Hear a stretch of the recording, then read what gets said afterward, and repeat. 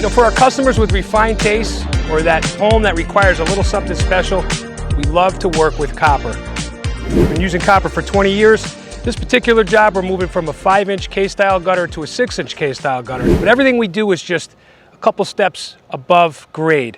These hangers here are spaced 24 inches on center on the old gutter.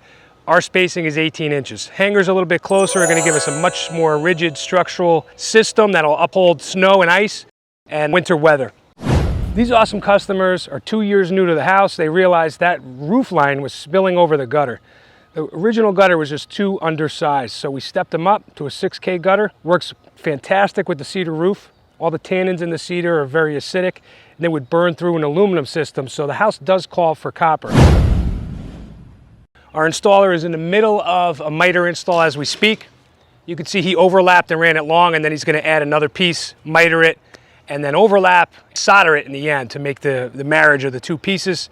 Looks super clean when he does that. Even the nice little touches on the elbows are something that we pay attention to. We solder our connections between the elbows and the spacer between the two elbows. We do not solder here so that we can back a screw out, copper screw, and service the pipe in the elbows as needed.